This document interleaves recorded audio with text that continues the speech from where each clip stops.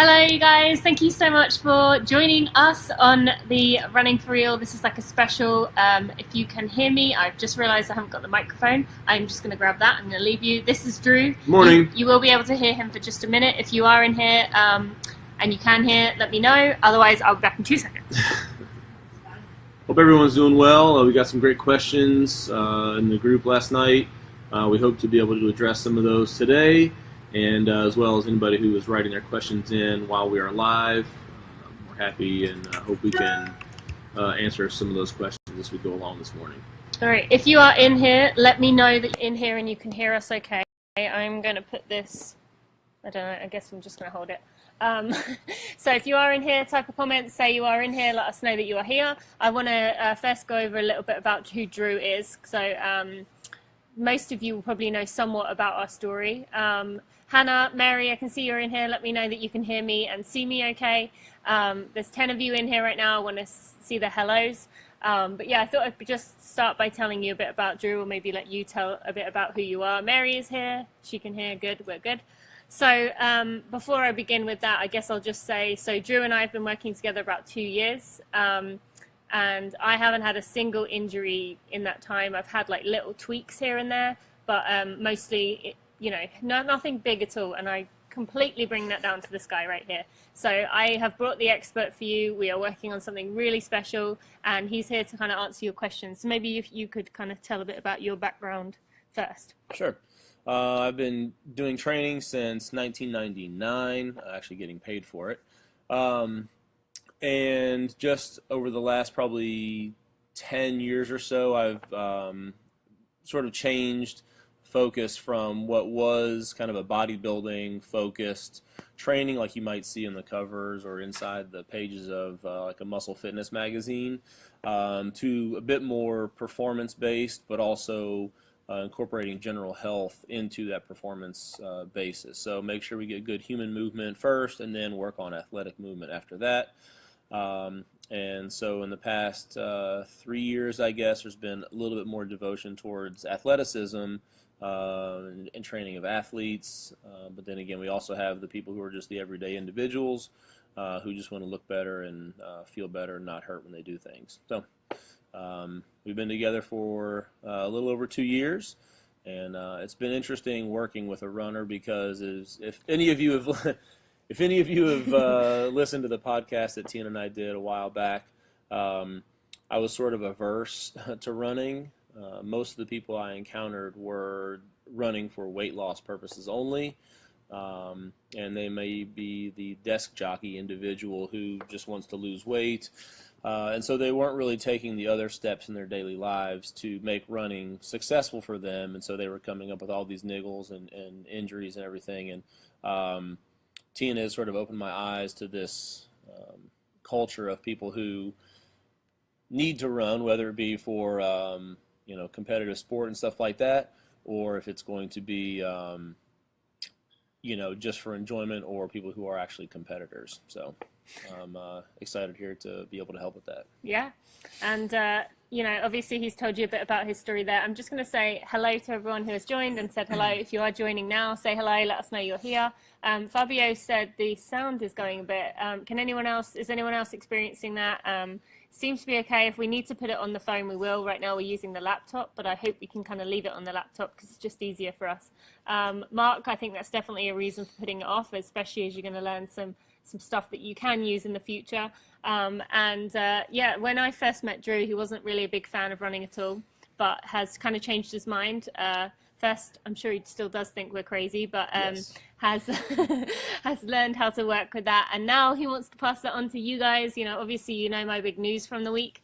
And thank you so much for the support and guidance and love you've given me. But now we want to work on helping you guys with your strength training. Glad the audio and sound is fine. Thank you for letting us know about that. So yeah, we've been developing my strength over the last 2 years in this gym. We are there right now. We're going to actually be spending the whole day kind of working on stuff for for you, which is pretty exciting. And thank you for being here. You know, you guys are thanking me and saying hello, but you're the ones that are sitting here right now and giving us your time. And so I wanted to kind of know, do you have any questions right off the bat? If you asked your question yesterday, we will get to that. But if you have anything specifically that you wondered about strength training right now, we can kind of address those as you guys are here right now. If you are watching this on replay, I hope this is going to be helpful for you. And we're going to address a load of questions yesterday that were asked in the Facebook group, which if you are not a member of, you should join. It is free and it's just kind of fun to be in there. Yeah, sorry about if the audio and sound was a bit bad at first, but it seems to have worked its way out. Hello to everyone joining. This is great. Amanda has a question here. Maybe we should start with that. Okay. How close to a goal race should you stop doing strength training? I think someone else asked that as well. Yeah, we got one of those questions yesterday. First of all, I think it depends on the distance of the race. If you're going to be stretching out, you know, you're running a marathon or something, maybe even longer than that. Really the last week is probably the last time you want to stop. And even that last week, I would say maybe focus more on motor control exercises, which we'll get into a little bit later, because the goal at any point during a race is to have your form deteriorate too early in the race. Obviously, you want to delay that deterioration as long as possible. So the longer you can continue to practice those exercises, the longer it's going to help you in that race. And I think also you've kind of said to me in the few days before to do like more mobility stuff and kind of keeping it in there and doing something even like the few days before a race, like priming. Right. So, you know, any suggestions on that? Yeah, the idea is to keep your body moving in the movement patterns that are required to keep you healthy. So it's going to be different pretty much for every individual. But we want to be sure that you know, some of the mystique about training we'll hopefully be able to discuss a little bit today. And I think that people throw a blanket, runners, excuse me, I'm speaking in generality, throw a blanket over the term strength training. Sorry, gonna get coffee. Sorry, my wife is bringing coffee here.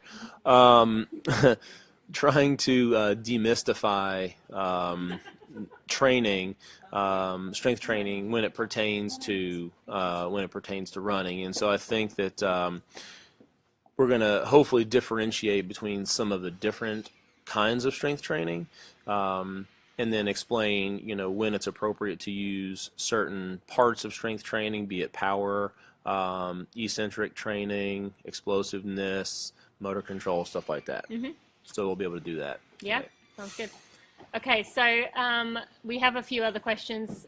Drew's wife, Michelle's leaving. She has brought us some coffees. Thank you, Michelle. And okay, so I think maybe we'll answer maybe one or two more questions, and then we'll kind of go on to some of the ones that you think were biggest, you know, most common questions from the list we have here. So Adam and Kent both have questions about their calves, like about strengthening calves. So maybe that is quite a common one with runners, especially. And Kent, you mentioned about cramping. I mean, a lot of that is going to be your training itself. If you are kind of missing parts of your training that are going to kind of make you strong enough to be able to handle the strain that you're going to put on yourself on race day, that's going to be a lot of it. A lot of it is when people kind of end up in that gray zone. You know, I've talked a lot about easy running. Most people who do struggle with the end of the race, that probably means that you're spending too much time in that gray zone and your body isn't quite able to get the training it needs in the hard workouts. So maybe consider reading my post on easy running in addition to that. But yeah, what would you suggest for people who are having issues with their calves? Right. So basically, the body is always trying to adapt and respond to the dynamic and flowing state of where you are. So if your calves tend to be tight, that means that there is some issue going on at either the ankle or the knee or possibly even the hip. So the foot is not reacting very well when it hits the ground, and then the ankle is then taking that force and then passing it up the kinetic chain. The peroneals and the other calf muscles, gastroc and soleus, can bear the brunt of that. And so I would say if you're having issues, the first thing to look at is your soft tissue treatment, and then the mobility So of maybe your, explain what you mean by soft sorry, tissue. yeah. Soft tissue would be, are you foam rolling? Are you using something that's a bit more kind of focal in pressure, like a lacrosse ball or a golf ball, something like that? They can give you a bit more pressure in some of those smaller areas, like right around the ankle and then up toward the knee. And then making sure that tissue is nice and pliable and soft. If you're cramping a lot, that means those calves are working too hard, and they're not, the foot, like I said, and the ankle are not doing what they're supposed to be doing in a balanced method. So that's first, and then addressing big toe mobility and ankle mobility. And there's a lot of, I guess, lack of knowledge when it comes to the mobility required for your big toe to be able to function, because when you toe off, that is your big toe driving away from the floor. And so if you don't have that good control and that big toe does not move very well, that is then going to send signals and stiffness and tension, I guess, back up through the arch of the foot, which will then get transferred up the calf. So if this is your foot, essentially, and we'll call this the big toe, and this is the arch of the foot here, the big toe needs to be able to go this way, but also go back this way and move independently of the lesser toes. And so if this is the arch and then this is the heel and the ankle is my wrist, then that pressure gets shot through this way, and it's going to go up the back of the calf or maybe even the sides if there is a balance issue from side to side. So soft tissue first, and then look at mobility and stability of the ankle. And when it comes to mobility and stability, as he's talking about, this is something that we're going to work on to give you guys to kind of improve that. I have put on my blog before about the mobility exercises that I did before every run, because it is helpful, and we're going to go over more and more of those as we go on. This is not going to be the only chat. There's way too much to cover, as you can imagine. So today we're going to kind of give you some ideas. And then over time, we're going to give you options of how exactly to do this so that you can. Our goal, we've kind of talked about this a lot, our goal is to get it so that you can strength train on your own comfortably. We can say to you, here's what you need, and you can go off and do it on your own and feel confident in doing it. Because I don't know how many of you agree, but it's so overwhelming with the amount of stuff. And if you go down the rabbit hole that is YouTube videos, you could be spending hours there. So we want to give you a way of knowing exactly what you need and kind of how you can get there. Hello to anyone new who is joining, by the way. If you are here right now, thank you for joining us. This is my strength coach, Stu Watts. I am Tina Muir. And we're giving you some information about strength training. So maybe we'll go to one of the questions we had here. Do you want to kind of start at the top? Yeah, we can start at the top. Ian yesterday was asking about hip flexors and developing hip flexor strength. And the idea that we need to kind of back up a step is that it's not necessarily just the strength of your hip flexors or any part of your body for that matter. It's what is the rest of your body doing when your hip flexors are firing or when you are driving hip flexion. So we want to be sure that when the hip flexes, that there is no movement going on at the lumbopelvic region. So that's going to be lumbar spine and down through the pelvis.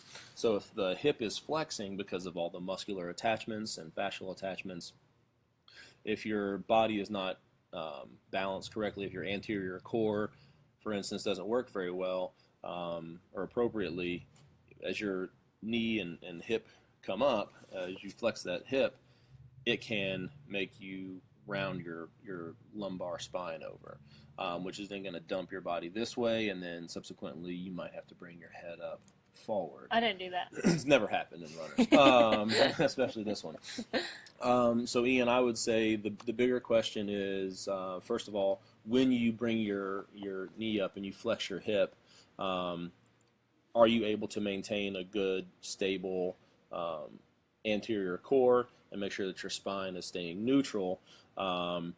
As for exercises, you can do a dead bug, which is you're going to be lying on your back. I think we probably better do the demonstrations here. You want to do the demonstration? We're going to have to hold this. Okay, well, you'll need a Swiss ball too, Tina, so maybe grab the small red one over there. Or the green one. She's not red-green colorblind. That's okay, though.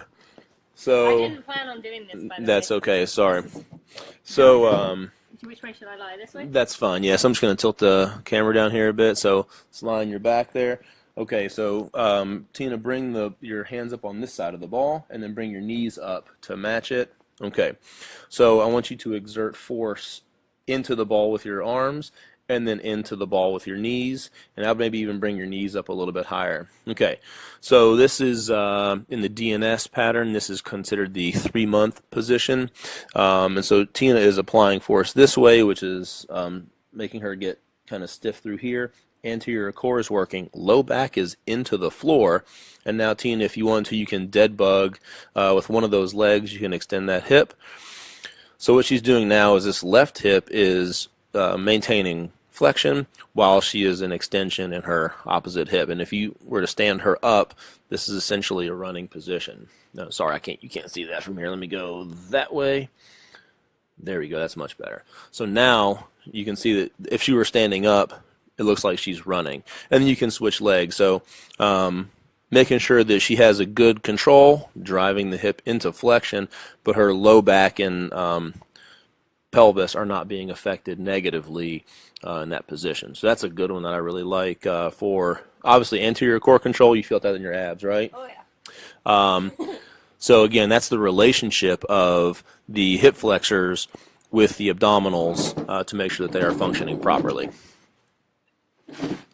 Okay, does that answer the question? Anyone else got any questions about that from the hip flexors side of things? And even though Ian and I think Chris did ask that question, this can be applied to almost all of us. Hip flexors are one of those areas that we do tend to get a lot of issues with, and they do feel tight, or we have issues while we're running. So that's something, actually, that exercise is something you guys can do again and again. And when I was home in England, that was something I did every week. So that is giving you one exercise that you can do yourself and really find it helpful. David says, I like the holistic view. A lot of people seem to focus on one isolated area. Yep, Drew is all about that. And, Right. Figuring out what's going on up the chain. Karen, recommendations preventing heel pain. I guess we could go on to that question, actually, if that's... Right. Well, that is typically going to be from a part of one of two places. The part of the foot, I'll just take my shoe off, right here. Yeah, sorry, Tim. Right here, you're going to develop some heel pain typically. You might even get some calcium deposits that get right up here on the anterior, the kind of the front part of the heel. That can be from the inability of your plantar fascia to move correctly. Okay, so if it's very, very stiff, the forces that are driven through here create pressure into that spot, and so that's an adaptation to your body's inability to deal with the stress through the plantar fascia and the toes as well. So I would say make sure, again, go back and address the tissue quality of your feet, and then the area right up the calf on either sides, and then the back of the calf as well.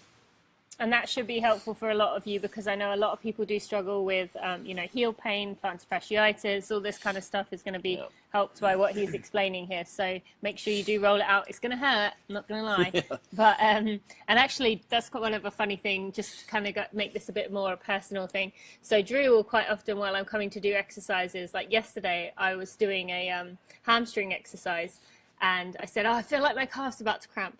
So he grabs my calf and digs his thumb in as deep as he could, and I was like, ah! But he wasn't even grabbing the right calf. He was grabbing my other calf, and I was squirming away from him, but he was actually squeezing the wrong calf. But that's the kind of pressure that you need, the kind of pain that's ah! But if you work it out, you're going to get rid of that junk that's in there. Right.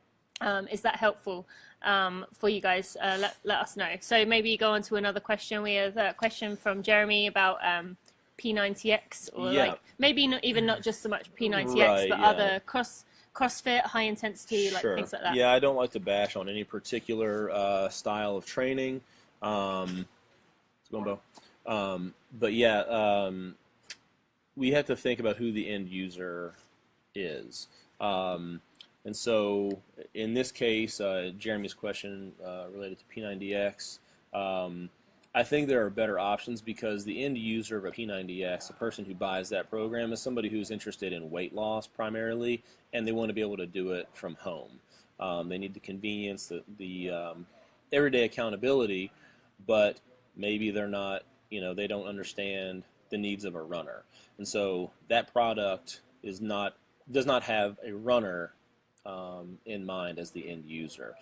So I think there are better options. I don't know what those options would be for runners necessarily. If you're looking for that type of package, maybe the program that Tina and I are working on would be something like that for the future. But you want to make sure that whatever it is that you're doing, quality of movement is the priority, because you get thousands and thousands of steps in a half marathon. Marathon is obviously even more. You've got all the quantity there. You want to make sure that the quality of your reps while you're training is paramount. And if the quality is good, the quantity you can build up slowly, because you're able to, there's a track and field team coming in from a local high school. It's pouring down rain here and it's cold in Lexington. And so they're coming to work on some of their baton exchanges. So hopefully it won't be too loud. We've kind of let them know that what we're doing today. So I apologize for that. But so you want to make sure that the quality is there. And if you develop enough quality repetitions, the quantity, will, I can't say it won't matter, but it'll, the more quality you have, the easier it'll be later on in a race. Yep. Nope, that's helpful, and hopefully that addresses your question. Let us know if you do need clarification in this afterwards. We can always respond in the comments. So if you are joining this late, we have been talking for 20 minutes, so maybe you've missed, but we can go back and answer questions in the comments. Adam, I do want to get to your question in a minute, but I want to get to a question that I know a lot of people are going to have, which is adding strength training to your program. Like, do you do it on hard days where you've done your workouts? Do you do it on easy days? Like, how often? Like, what would you say about runners adding it into their when should they add strength training into their program? Sure. So it depends on a few factors, and you'll hear me say it depends a lot because, well, it depends a lot. First, it depends on how much experience you have strength training. If you are a newbie, any strength training you do is going to make you sore. So you have to understand that and expect that you're going to be sore for the first 4 weeks of training, whether you call it DOMS or delayed onset muscle soreness. No matter the style of your training, if you do slow tempo, if you do fast tempo, the new movement, the brain is sorting out the neuromuscular system, you're going to be sore. So let's say if you have a race coming up in 3 months and you've never lifted before, maybe not the best time to start it, because the first 4 weeks you're going to be sore from that training. So that being said, make sure that you have a foundation when you start. And then when it comes to days of the week when you're training, it all depends on your ability to recover to the stressors. So if you're in a very stressful phase of your running program, you don't want to add a very stressful phase of strength training. So maybe not so much eccentric loading, which is the lowering phase of a squat. That's basically working very slowly, lowering yourself down toward the floor and then standing up quickly. And why is that a bad one? Like, why would that be a bad one to? Well, it's stressful to the system, but it also will make you very, very sore. So, right. So it's an important thing to have, because every step that you take when you run, your body has to slow you down a little bit so you can then move into the next step. And you need to have that ability to control that.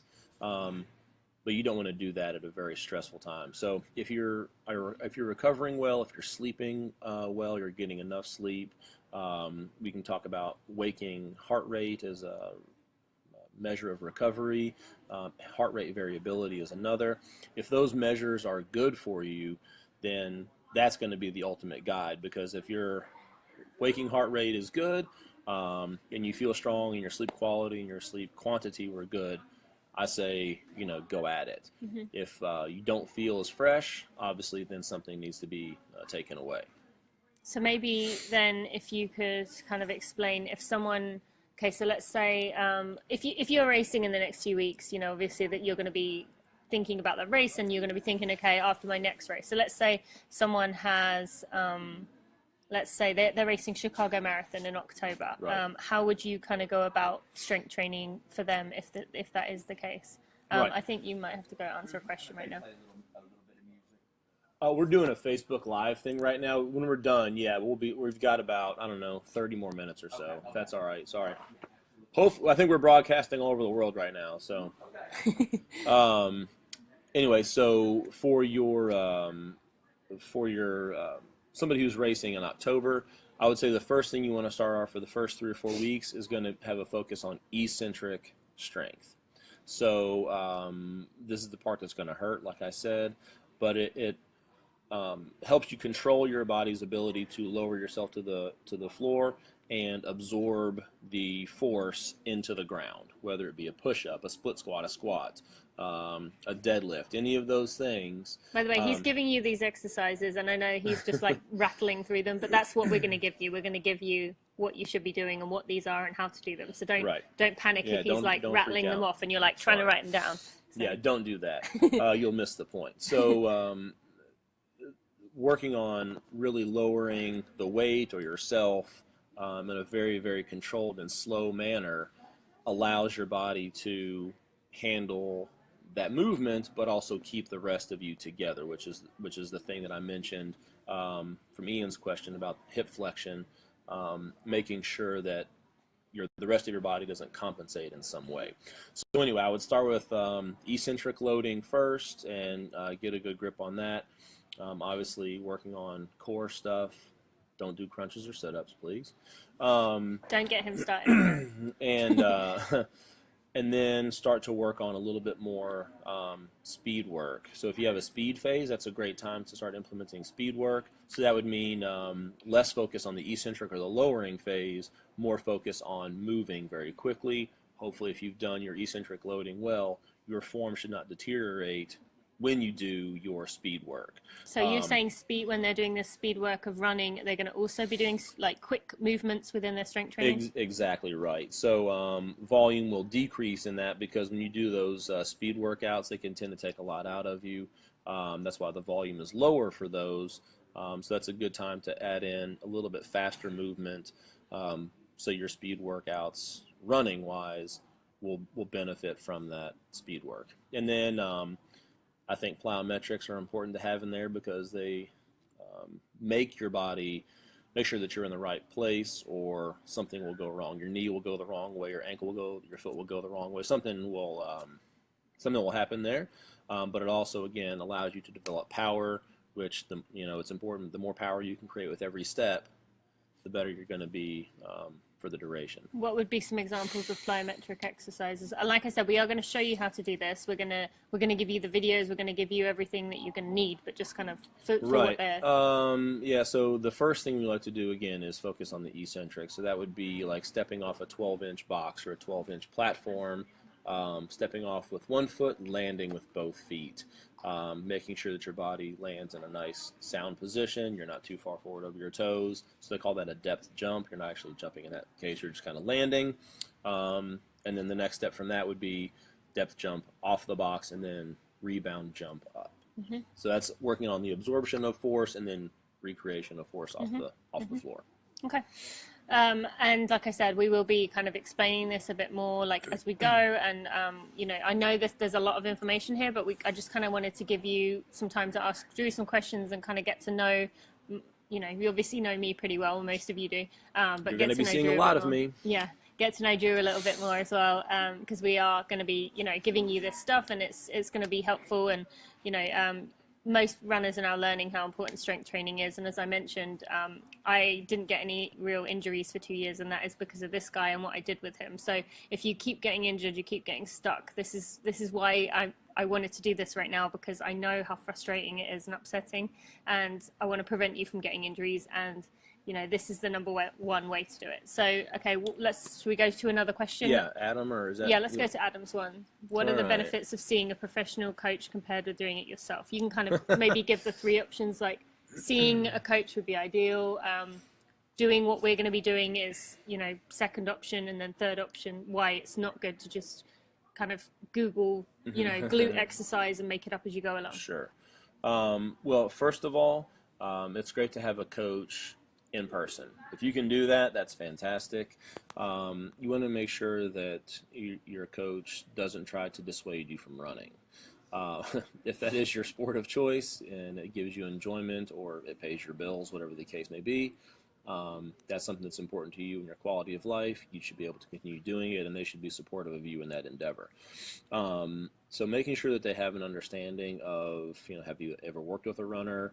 You kind of need to go in and almost interview the strength coach or the trainer and see what their perspective is on some of these things, because if they, if they're only training, no offense, like 60-year-old women on machines, that may not be the best coach for you. And wait, explain that for a minute, because we do have a lot of like masters runners. You're not Right. saying like a 60-year-old woman is shouldn't be strength training. You should absolutely be. He's literally talking about like, a personal trainer like going in and telling everyone to do the same 5 exercises. Right, exactly. Like, so explain what you mean by that. Like, Yeah. you want to be working with like a lot of you guys that are out there who are masters runners. You are female, you are male. Masters runners out there. You are. Why would they benefit from seeing someone like you before you carry on? Yeah. Well, we lose muscle as we age, and we lose balance, we lose bone density, all of those things. Those can all be alleviated and even improved by strength training. So I think people should strength train as long as they possibly can. There have been studies that have shown people in their 90s can still add muscle tissue by strength training regularly. Obviously, they're not going to be doing heavy deadlifts or heavy squats and stuff like that. It's mainly quality of movement at that age. But we should absolutely be strength training on the regular basis, as long as you can in life. But make sure that the program that you're doing is pertaining to your specific needs. You're not joining a circuit class just to get fitness or to do strength training. And then keep going with what you were saying about seeing a professional. Right. So I think professionals are fantastic. I am one. But like I said, you have to make sure that they have your specific needs in mind. Secondly, you can do a program like the one that Tina and I are working on. It is going to be tailored, to runners, but also specifically to your needs as an individual. How are we going to do that? Well, that's a big question, Tina. So we're going to have subscribers submit posture pictures and video of them performing certain exercises that are kind of like tests. And then I will evaluate those pictures and videos, and then we will create a program that helps you on your specific needs for whatever your goal is. And after that, we hope to improve your exercise vocabulary so you would feel comfortable. It's basically like having me, but you could be anywhere in the world there. Not that anybody would want me, but I do. Thanks. But making sure that your needs are in mind. And again, that goes kind of back to the P90X thing, or there could be any other programs that you can just buy on the internet. Do they really have you as the end user in mind? And that's the big question. The last one is just doing it on your own, like Tina said. Like, yeah, anybody can YouTube search, hip flexor exercises or whatever. But are you then doing that exercise correctly? Sadly, there is a big discrepancy in how many of those videos are demonstrated. There's been a big stink in my strength training community about one of the coaches or former coaches on The Biggest Loser on how she was performing a kettlebell swing. And anyway, she obviously has millions and millions of followers, and she was kind of butchering this technique, and thus showing all these millions of people how to do an exercise incorrectly that could have been damaging. So, that being said, yeah, if you can do it in person, that's fantastic. Make sure the person is the right fit for you. If you're going to do it with a program that's been kind of packaged, make sure that is the right program for you. And then 3, just be cautious with doing it on your own, is I guess the best I can say that. Okay. Yep, that's helpful. Kristen, we did answer that question in a slightly different, but about 15 minutes ago, so make sure you go you're back. Kristen, you're not a pansy. Although I will say, she's saying about getting competitive in a group setting. I really struggle with that when I go to like a yoga class, because I like when these people are all like twisted up in pretzels and I like can't do it. I get like annoyed and I like want to like rip my muscles out so that I can like get in that position. So I do understand what you're saying, Kristen, because I feel like that too. Yeah, Kristen, that's one thing to remember is that's trying to put a square peg into a round hole. You know, there's a group of sprinters in here right now from local high school. One's a kid I used to work with. Anyway, he's a sprinter. He's one of the fastest kids in the state right now. If you were to ask him to do some type of hamstring flexibility test, he would fail miserably. But he's a sprinter. He's supposed to have tight hamstrings. It's like a Darwinistic approach. Like if he didn't have those tight hamstrings, he wouldn't be as good a sprinter as he is. So if it's doing CrossFit or if it's doing yoga, whatever the case may be, people like to do things that they're good at. So you get these people who do yoga all the time. Well, they do it because they're good at it, number one, and obviously there's lots of benefit to yoga, but don't try to compare yourself to other people, because that's when you can really get yourself injured. Yep. Good advice, and good advice all around. We know that. I don't think you're a pansy, though. Or anyone. All right. How about Eddie had a specific question, but let's kind of address it from someone who is watching this right now, is feeling completely overwhelmed. Like, there's so much out there. I know I need to do strength training, but where the heck do I start? Right. What would you say? Okay, Eddie. Yeah, I wrote some notes down last night as I was going through questions, and I got through everybody's until about, I don't know, 9 o'clock last night. So the first thing you want to look at is your tissue quality. So the tissue quality, meaning your fascia, muscles, tendons, not really so much ligaments, but what is the quality of your tissue? How well do you move? So your soft tissue keeps you in place basically from just your skeleton crumpling over. Which we're doing right now. A little bit, yeah. I'm trying to keep my back pretty straight. So you want to make sure that your tissue quality is appropriate for what your needs are. The areas we tend to see problems are in runners: bottoms of the feet, calves, peroneals. Hip flexors tend to be very tight because we're a sedentary population, generally speaking, so we tend to sit more. But our hips in this position are flexed, but our low back tends to flex as well. So let's go back to the first question that Ian had. So we tend to be very tight here. The problem with that is that the tissues on the opposite side of that joint are hanging on for dear life. So people are like, oh man, my hamstrings are tight. I feel like I always need to stretch my hamstrings. Well, the hamstrings might have protective tension. That's basically to keep your pelvis from tipping the wrong way, like anteriorly, where your butt kind of sticks out and your ribs are up. That's because your hip flexors are too tight, and you don't have good anterior core control, and your hamstrings aren't doing the right thing. So you want to be sure that, again, there's good balance there for your tissue quality. The next thing you want to look at, Eddie, is mobility, stability, and motor control. Do your joints move through the appropriate range of motion that they should? And then do you have stability within those ranges of motion? So those are the kind of the basic things. And if you have that good motor control and good stability and mobility, all that is good, then we start lifting, but we start lifting slowly, making sure that your technique, again, is very good and clean, and that you're not, really straining to do things that should be easy for you. Last thing to Eddie's, keep your intensity low with slowly increasing volume was the other thing with that. Okay, that's good.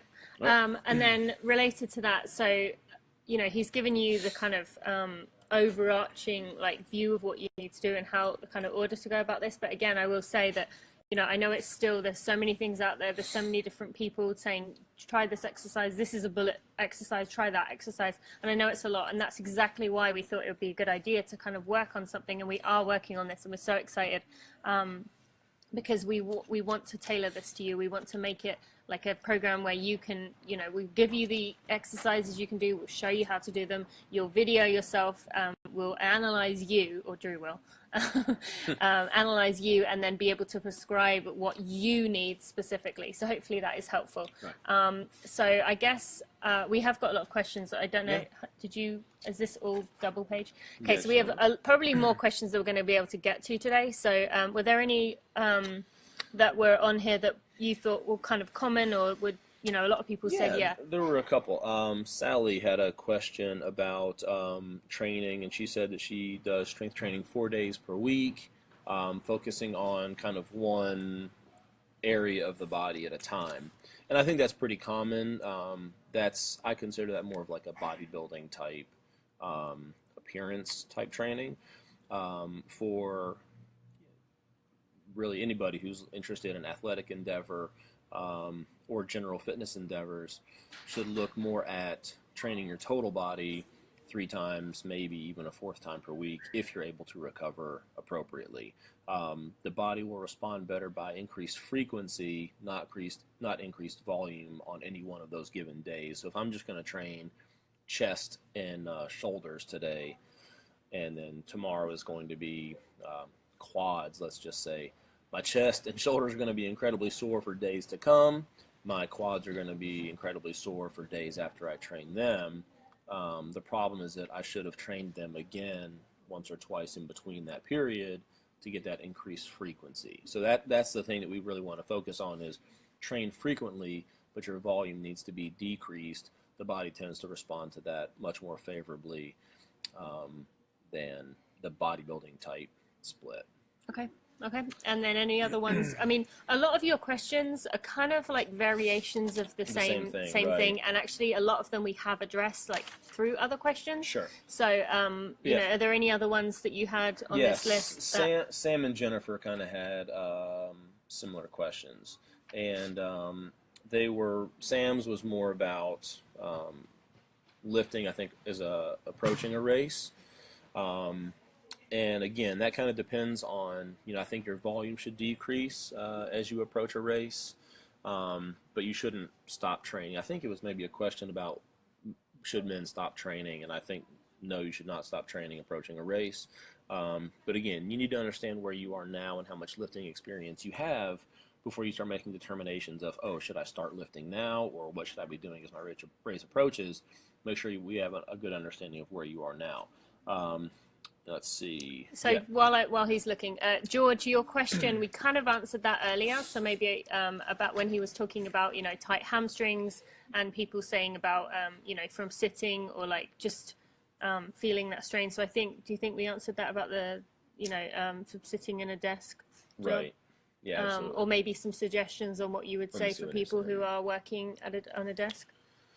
Yeah, if you're sitting at a desk, try to stand up as often as you can, and sit up as tall as you can in that situation. So we tend to sit like this. I don't know if you can see me, but my back is actually okay, but turn the wrong way. There you go. I can probably do it better than you can. I'm kind of rounded through here, so my hips are flexed, and I'm also rounding over. So we really should try to be in a position that's more like this.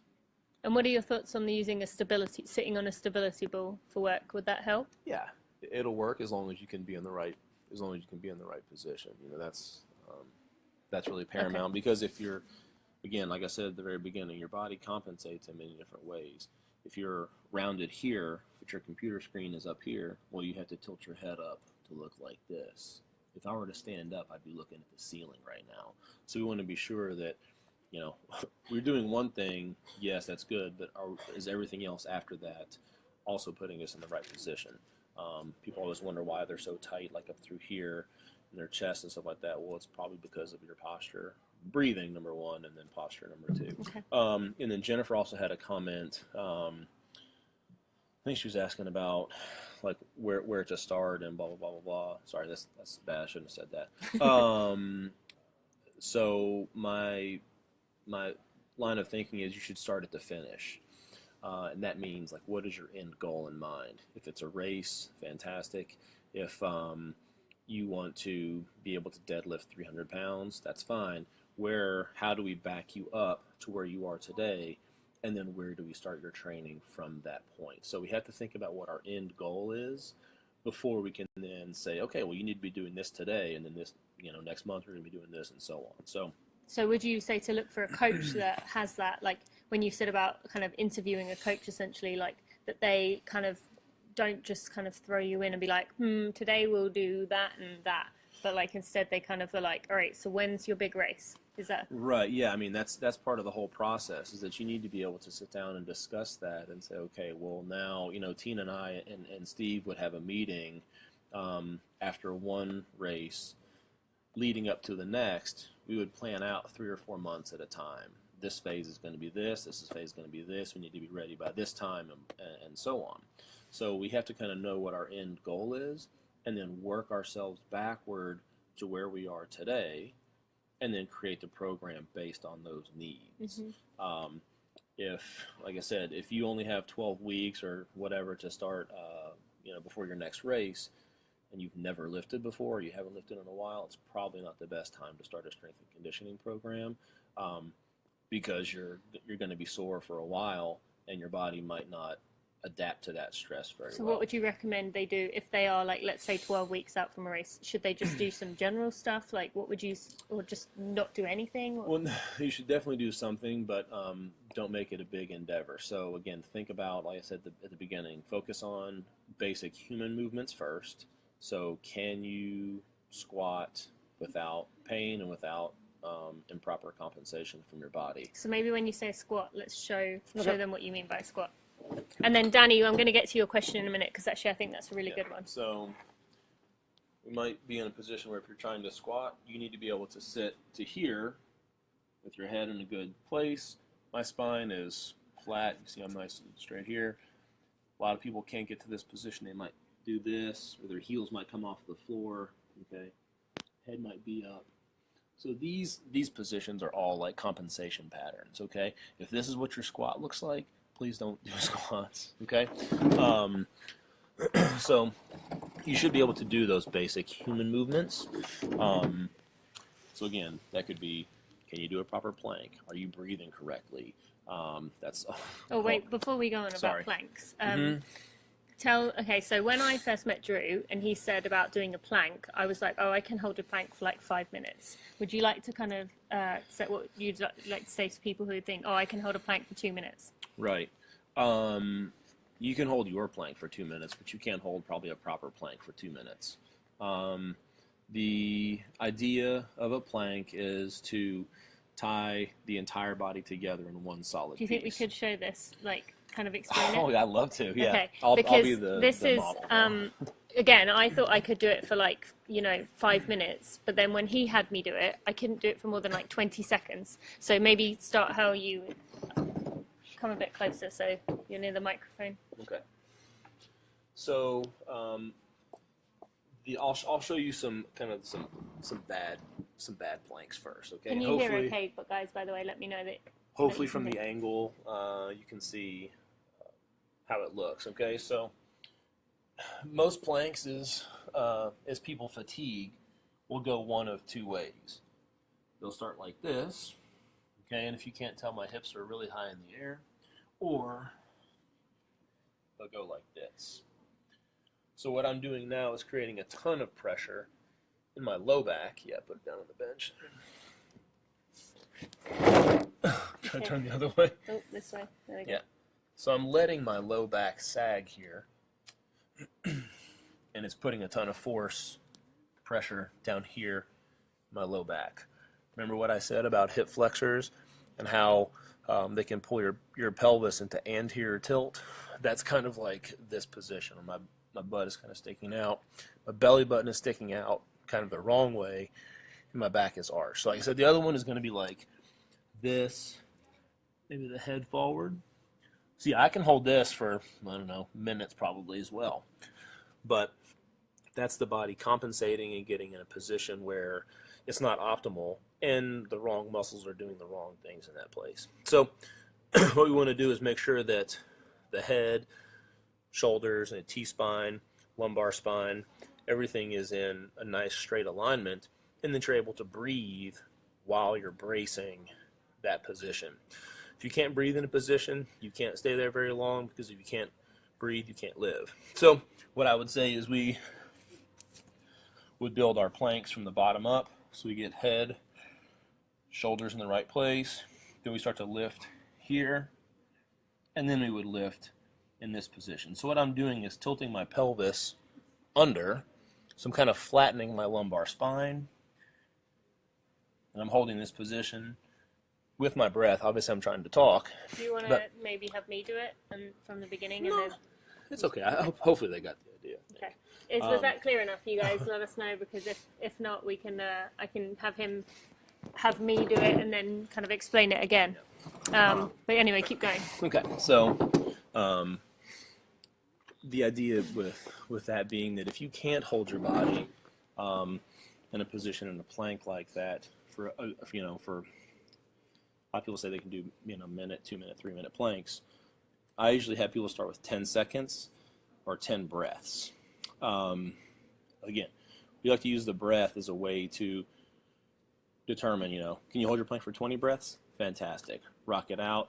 But if you're breathing here, not the right place, you want to be sure that anything that you do, A, you're doing it correctly, because B, if you're training it in the wrong position, your body's going to assume that incorrect position when you're out running, because you don't have time to think, oh man, am I in the right place here if I'm running along? You have no idea because you're focused on running, which is what you should be able to do.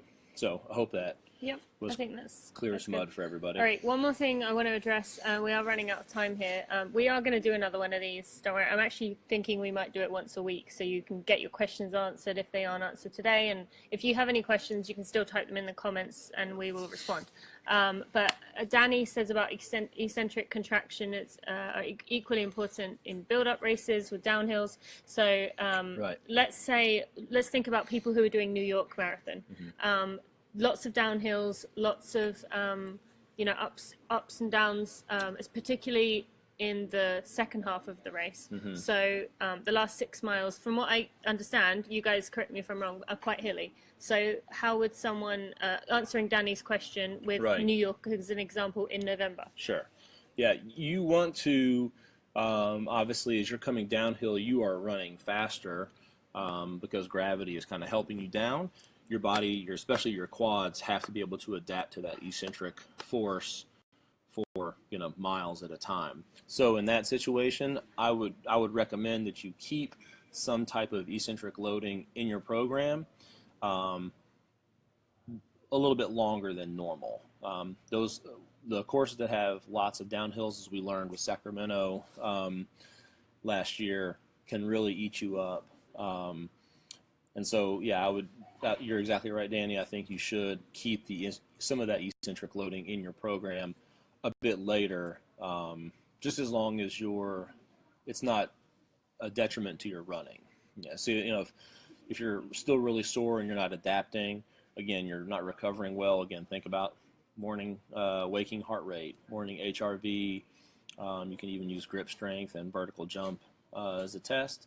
If those numbers are not good, then you need to be taking something away from your training, subtracting something from your training. Okay, good, thank you. All right, so overall today, I know we've gone over a lot. I know there's been a lot of detail. There's been a lot of different areas that we've covered, but that's why I thought this would be so helpful to just kind of let you get a feel for Drew and what we do. And if you have any other questions, as I said, you can type them in the comments. We will get to them another time if we did not answer your question or if there's something you're still wondering about. But I just wanted you to kind of get a feel for things today and kind of hear our story kind of together and how we've developed over the years and kind of learned. You look like you want to. There's one, yeah. You want to tell them how much you can't stand me? No, I love you.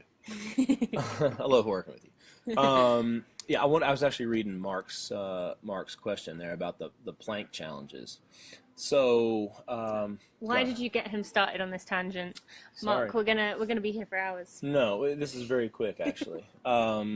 So I guess maybe 2.5 or 3 years ago, a lot of people at my gym at the time were interested in this plank challenge. Everybody was, they were doing all these, planks and all these other exercises.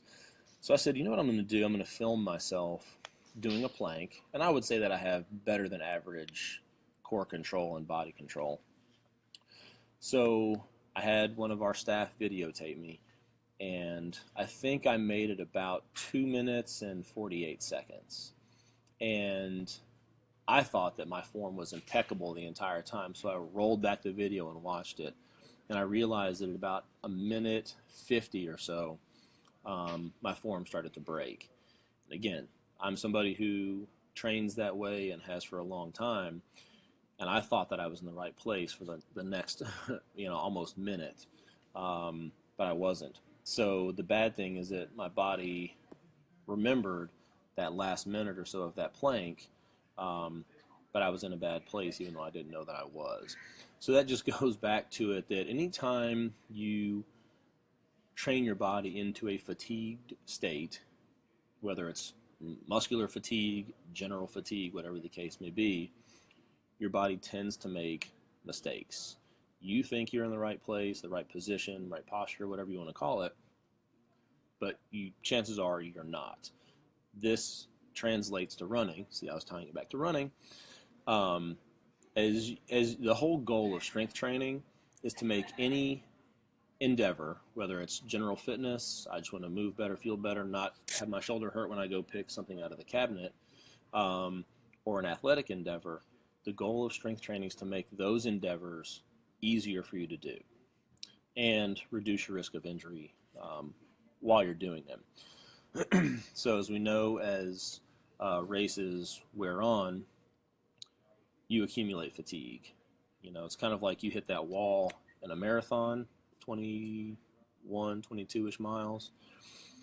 Your body starts to do some weird things, and you're just trying to put one foot in front of the other every time. The goal of strength training in that sense is how long can we delay those negative effects of fatigue from influencing your running. So we want to make your body strong so it makes your running easier. You can accomplish the same task, the same speed, same distance with less effort. If you can do that, that means that you can then put more effort into it and then get improved results. Mm-hmm. Did I tie that together pretty well? No, I think that was good. Hope that Actually, you made me think of, so for those of you who don't know or didn't follow me during this or paying attention to it, when I was running CIM at mile 20, I think it was, they'd made like a wall, like it was like a not an actual wall, but like some kind of like barrier they had up, like in an arch that was like said like the wall, and you were like breaking through the wall. That's what they kind of said. Weirdly enough, about 200 meters before that, Drew's name is Drew Watts, and the name of the avenue was called Watt Avenue. And I was like, oh, this is, Drew, this is a sign kind of thing. That, and then while I ran through that, and over the next few miles, the thing I kept repeating to myself was, Drew made me strong, Drew made me strong, Drew made me strong. Because I knew that strength training had prepared my body to be able to handle, like you said, that part in the race, we all know, where you get to those, final few miles and your body is breaking down and you're just trying to hold it together. But I felt so confident because I knew what we had done in the gym had helped prolong that. And, I really think this makes such a huge difference. And, we learned things during that marathon, like we've already mentioned. We didn't prepare for the downhills enough and we learned from it. But that strength training is like absolutely critical if you are a marathoner or even shorter distance, 5K, 10K, anything. It's just going to play such a big part here. So I think we are pretty much rounding up here. Is there any last minute things you would like to say to anyone about strength training in general for runners? The best day to start was yesterday, but make sure that you're not in over your head. So if you are using machines, try to get off machines. Try to get on free weights. If you don't have access to free weights, use body weight. Put weights in a backpack and do squats in a backpack, with weights in or books or something in a backpack if you have to. You want to explore your natural human movement as opposed to the movement that a machine is going to dictate for you. But make sure that your tissue quality is very good. Make sure that you have good mobility at the ankles, hips, T-spine. What is and T-spine? thoracic spine. So that's going to be from about here to here. Okay. Make sure you have the ability to go here, and And that's how people know that they have good T-spine mobility? Yeah, you need to be able to move this way, and then also with rotation that way. Those are mobile joints, so you want to make sure that they move well. And then I would say the last thing is, but probably the most important, is make sure you breathe well. And I know that's a huge chasm that we can cross again at some point. But if you are not breathing correctly, every movement, every endeavor you do after that is somehow off. Okay. And so we'll discuss that again. I can go into we can do a whole thing on breathing. I think we'll do maybe a whole video on it. We could take an hour on that. But yeah, so we'll be working on some of those tips and some of those videos. But make sure that you're breathing well. If you have a lot of tone and stiffness, like up in the sides of your neck, you breathe this way, you sigh a lot, that's probably a sign that you're not breathing well. Okay. And yeah, I think we'll do maybe an entire live chat on that at some point, because I know breathing is a concern for many people. One last thing I will say, I know Scott Warburton is in here. Scott actually came to Drew around a little bit, probably about 6 months after I started working with Drew, and he has made huge improvements. I know Scott is available for questions if anyone has it. So the professor. Scott the professor. Yeah, but I hope this has been helpful for you guys. I really hope you've enjoyed it. We've enjoyed chatting to you, and there will be more of these. If we didn't answer your question, type them in the comments. Drew will get to them. He's very good at responding to things like that. These are all the notes that I took last night. Time. 2 pages of them. Okay. Yeah. So he's very thorough, and we are, like we said, we're working on something exciting. So we look forward to sharing more with you. Thank you guys so much for watching, and we'll talk to you again soon. Have a great day.